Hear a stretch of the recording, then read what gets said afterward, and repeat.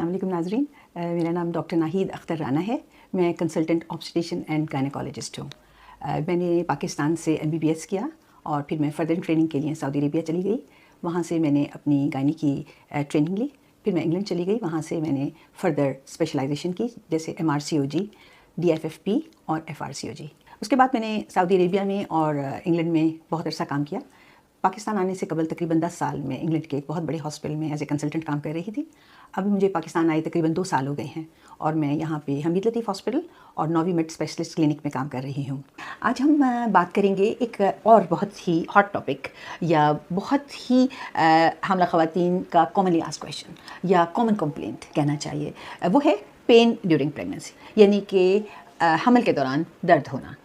अब most probably आपने ये नोट किया होगा कि प्रेगनेंसी के दौरान ज़्यादातर आपकी जो अपने डॉक्टर को कॉल्स होती हैं या विज़िट्स होती हैं, उसमें किसी ना किसी स्टेज पे आप पेन की कंप्लेंट करते हैं। तो आज हम डिस्कस करेंगे कि आखिर पेन की क्या क्या वजूहात हैं और क्या चीज़ें हैं जो कि बिल्कुल नॉर्मल हैं और आपको उस पर वरी नहीं करना चाहिए, और क्या चीज़ें हैं या क्या साइंस हैं कि अगर वो आते हैं तो आपको वरी करना चाहिए या आपको इमीडिएट मेडिकल हेल्प सीख करनी चाहिए। अच्छा, जैसे कि मैंने आपको पहले भी एक दफ़ा बताया था कि हम प्रेगनेंसी को 3 स्टेजेस में डिवाइड करते हैं।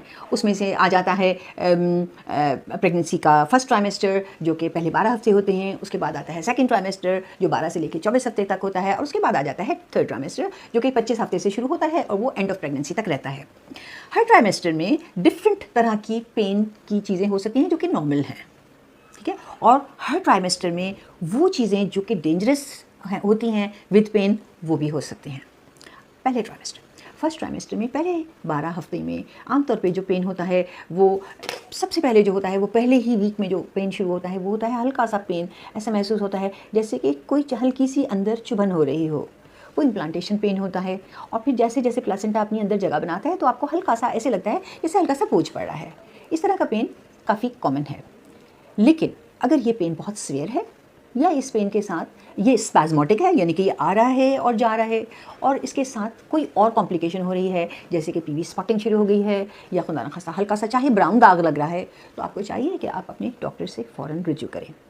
अर्ली प्रेगनेंसी में एक और तरह का पेन काफ़ी डेंजरस हो सकता है, वो होता है एक्टोपिक प्रेगनेंसी की वजह से।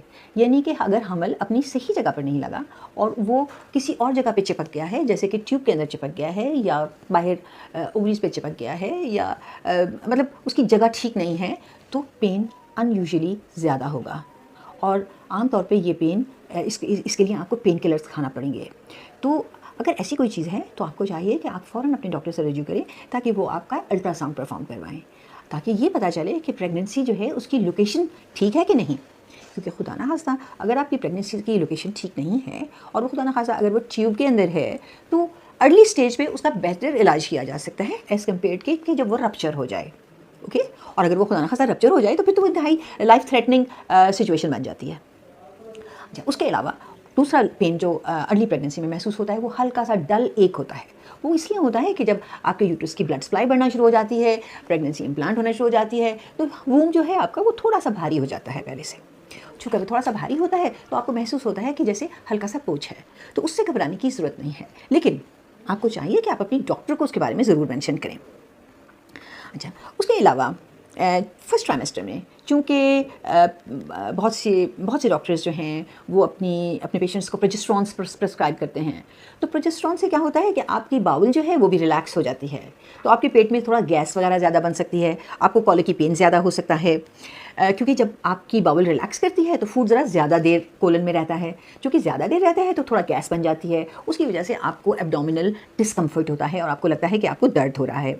तो आपको चाहिए कि आप इसके बारे में अपनी डॉक्टर को बताएं, तो वो उसके लिए वो आपको ज़रूर कोई और मेडिसिन दे देंगे। उसके अलावा चूँकि प्रेगनेंसी की चेंजेस आ रही होती हैं, तो क्या होता है कि जैसे ही आप पेट भर के खाना, जैसे कि आम हालात में आप खाते थे तो आप बिल्कुल नॉर्मल रहते थे, लेकिन जब प्रेगनेंसी हुई और आपने पेट भर के खाना खाया तो आपको लगा कि आपका खाना तो ऊपर ही पड़ा हुआ है और वो डाइजेस्ट नहीं हो रहा है, या वो नीचे नहीं जा रहा है, या सेंस ऑफ फुलनेस बहुत ज़्यादा हो जाती है, या फिर बर्प्स आना शुरू हो जाते हैं, या एसिडिटी शुरू हो जाती है। तो इसको अवॉइड करने का तरीका ये है कि आप ज़रा छोटे छोटे मील्स लें, यानी कि वो खाना जो आप पहले एक टाइम में खा सकते थे और इजीली हजम कर लेते थे, वही खाना आप 3 या 4 स्मॉल पोर्शंस में खाएं। खाने के दरमियान वक्फा कम कर दें, लेकिन थोड़ा थोड़ा खाती रहें ताकि वो आपको एब्जॉर्ब हो जाए और डाइजेस्ट हो जाए। उसके अलावा कोशिश करें कि आप कार्बोनेटेड ड्रिंक्स ना लें।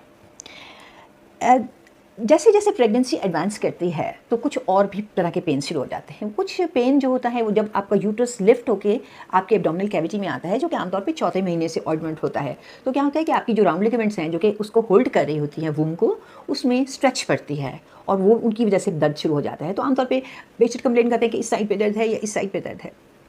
तो एज लॉन्ग एज डॉक्टर्स ने और कॉजेज़ एक्सक्लूड कर दिए हैं पेन के, जैसे कि कोई सिस्ट नहीं है, कोई ओवरी में कोई पानी की थैली नहीं बनी हुई या और कोई और इस तरह की पैथोलॉजी नहीं है, तो आपको इस पेन से घबराने की ज़रूरत नहीं है। इसको हम आमतौर पे राउंड लिगामेंट पेन कहते हैं और इससे आपको बिल्कुल नहीं घबराना चाहिए। आप नॉर्मल पेन किलर जैसे कि पैनाडोल ले लें या रेस्ट कर लें तो ये उससे ठीक हो जाएगा। अच्छा, इसी तरह से जब प्रेगनेंसी में अगर आप बहुत तेज़ी से उठ के बेड से बैठती हैं या छलांग लगा के बेड से उतरती हैं तो उससे भी बाज़ दफ़ा इनमें पेन हो जाता है। तो मैं ये एडवाइस करूँगी कि जब आप प्रेग्नेंट हो, हमला हो, तो उस वक्त आप इस तरह की तेज़ी से बेड से उतरना या ये चीज़ें ना छोड़ें, ज़रा हर काम को थोड़ा सा स्लोली और संभल कर करें, तो उससे आपको ये दर्द नहीं होगा। और उसके अलावा थोड़ी सी स्ट्रेचिंग एक्सरसाइज किया करें, उससे भी ये लिगामेंट पेन्स आपके कम हो जाएंगे। सेम वे जब आपको खांसी आती है या बहुत ज़ोर से छींक आती है तो उस वक्त अगर अपने दोनों हाथों से अपनी टमी को सपोर्ट कर लेंगी तो उससे भी आपको दर्द महसूस नहीं होगा। बाज़ दफ़ा प्रेगनेंसी में कॉन्स्टिपेशन भी हो जाती है और उसकी वजह से भी पेन हो जाता है। ये भी हार्मोन्स की फ्लक्चुएशन की वजह से होता है। तो मैं आपको एडवाइस करूँगी कि आप इस चीज़ को अवॉइड करने के लिए अपनी डाइट में फाइबर ज़्यादा कर दें, आप अपनी डाइट में पानी ज़्यादा कर दें, कम से कम 7 से 8 गिलास पानी पिएँ और हाई फाइबर डाइट लें। ये सारी चीज़ें हार्मोनल इम्बैलेंस की वजह से हो रही होती हैं, तो उससे घबराने की बात नहीं है। अच्छा, उसके अलावा जो चीज़ें, हाँ, और बाज़ दफ़ा आप चूँकि आयरन टैबलेट ले रहे होते हैं तो उससे भी कुछ इस तरह का मसला होता है। ये तो होगी चीज़ें जो कि सेकंड ट्राइमेस्टर में थी। अच्छा, अब थर्ड ट्राइमेस्टर यानी कि जब आप तकरीबन 7वें माह में छठा माह आपका ख़त्म हो जाता है और 7वें माह से ऑनवर्ड आपको बाज़ औक़ात फॉल्स पेन्स, जिनको हम ब्रेक्सटन हिप कंट्रैक्शन कहते हैं, वो भी हो सकती हैं। ये इस तरह की पेन्स जो होती हैं वो बहुत हल्की इंटेंसिटी की होती हैं, वो आती हैं और चली जाती हैं, लेकिन इनका प्रेगनेंसी के ऊपर कोई इफेक्ट नहीं होता और ना ही इससे रहम का मुँह खुलता है, तो इसलिए इतना ज़्यादा घबराने की बात नहीं है। लेकिन ये तो सारी चीज़ें मैंने आपको बताई जो कि बिल्कुल नॉर्मल हैं प्रेगनेंसी में, और इस तरह के पेन से आपको डरने की कोई ज़रूरत नहीं है। अब मैं आपको चंद ऐसी चीज़ें बताऊंगी जो अगर उस तरह का पेन आपको होता है या उस तरह के सिम्टम्स उसके साथ होते हैं तो आपको फ़ौरन अपने डॉक्टर से रज्जू करना चाहिए, क्योंकि वो बहुत डेंजरस है। फर्स्ट ट्राइमेस्टर की कॉम्प्लिकेशंस में मैं एक्टोपिक प्रेगनेंसी तो आपको ऑलरेडी बता चुकी थी। उसके अलावा जो चीज़ें हो सकती हैं वो हो सकता है किसी आमला औरत के बच्चा अंडादानी के अंदर ओवरी में सिस्ट बन गई हो और वो सिस्ट बड़ी हो रही हो और उस सिस्ट के अंदर टॉर्शन हो रही हो जिसकी वजह से पेन हो रहा है, या उसकी वजह बाज़ दफ़ा उसके अंदर ब्लीडिंग भी हो सकती है जिसकी वजह से पेन होता है। तो आपको अपने डॉक्टर को ज़रूर एक दफ़ा दिखा लेना चाहिए। उसके अलावा अपेंडिक्स का दर्द हो सकता है प्रेगनेंसी के दौरान, लेकिन आमतौर पे अपेंडिक्स का दर्द वैसे तो राइट इलियक फॉसा में होता है, लेकिन जैसे जैसे प्रेगनेंसी एडवांस करती है तो अपेंडिक्स का दर्द की जगह बदल जाती है और आमतौर पे ये आपको जो आपकी नाफ है उसके पास महसूस होगा या बाज़ दफ़ा उससे ऊपर महसूस होगा। तो इसलिए इन चीज़ों का भी ध्यान रखना है कि ये नहीं सोचना कि नहीं जी अपेंडिक्स का दर्द तो सिर्फ राइट इलियक फॉसा में ही होता है या पेट के राइट लोअर हिस्से में होता है तो ये तो कहीं और नहीं हो सकता। नहीं, प्रेगनेंसी के दौरान अपेंडिक्स का दर्द जो है वो अपनी जगह बदल लेता है, तो इसीलिए आप उसके बारे में भी काफ़ी केयरफुल हों। और तरह के जो पेन प्रेगनेंसी के दौरान हो सकते हैं उसमें गॉल ब्लैडर का पेन भी हो सकता है। आमतौर पे गॉल ब्लैडर का पेन जो है वो आपकी राइट पसली जो है उसके नीचे, सबसे लोअर पसली के नीचे दरमियानी हिस्से में शुरू होता है और वो बैकवर्ड आपके कमर में जाता है। उस तरह का पेन अगर है तो आपको ज़रूर अपने डॉक्टर को बताना चाहिए ताकि वो एक्सक्लूड कर सकें कि खुदा ना खास्ता कोई गॉल ब्लैडर का स्टोन तो नहीं है। अच्छा, उसके अलावा और जो पेन्स हो सकते हैं उनमें है कि अगर आपको खुदा न खास्ता हेल्प सिंड्रोम डेवलप हो गया है, यानी कि प्रेगनेंसी में आपका हाई ब्लड प्रेशर है और खुदा न खास्ता लिवर इन्वॉल्व हो रहा है, तो बाज़ दफ़ा लिवर के नीचे भी ब्लीडिंग हो सकती है, तो लिवर में बहुत पेन हो सकता है, तो वो अवॉइड ना करें। उसके अलावा बाज़ दफ़ा एब्रप्शन हो सकती है जिसका पेन बहुत ज़्यादा डेंजरस होता है, जिसमें प्लेसेंटा अपनी जगह छोड़ देता है। लेकिन इन सब चीज़ों में एक चीज़ जो आपको नोट करने की है वो ये है कि इसमें जैसे अगर लिवर इन्वॉल्व हो रहा है तो ब्लड प्रेशर ज़्यादा होगा, यूरिन के अंदर प्रोटीन आ रही होगी, तो आपको ये सारी चीज़ें साथ सिम्टम्स और फ़र्क भी आ रहे होंगे। बाज़ दफ़ा अगर खुदा न खास्ता एब्रप्शन है तो साथ ब्लीडिंग शुरू हो जाएगी, तो ये चीज़ें बिल्कुल भी आपने घर पे नहीं बैठना, आपने फ़ौरन डॉक्टर के पास जाना है। बाज़ दफ़ा क्या होगा कि प्री टर्म लेबर शुरू हो जाता है, पानी पड़ जाता है, तो आपने डॉक्टर को जाके ज़रूर चेक कराएं कि देखिए मुझे इस तरह से पानी पड़ गया है, मतलब आपको फ़ौरन मेडिकल हेल्प लेनी चाहिए। टेम्परेचर हो जाना, बुखार चढ़ जाना और चिल्स होना और उसके साथ फिर पूरी बॉडी में दर्द होना, ये चीज़ें भी बहुत इंपॉर्टेंट है, आपको फ़ौरन अपने डॉक्टर को बताना चाहिए। उसके अलावा अगर आपको कंट्रैक्शंस बार बार आ रही हैं तो भी आपको अपने डॉक्टर को फ़ौरन बताना चाहिए।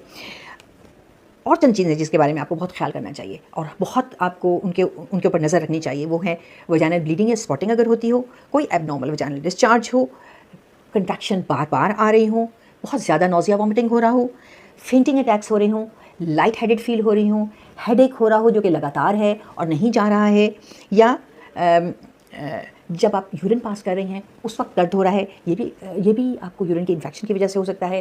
बाज़ दफ़ा किडनी स्टोन्स होते हैं, उसकी वजह से पेन हो रहा होता है।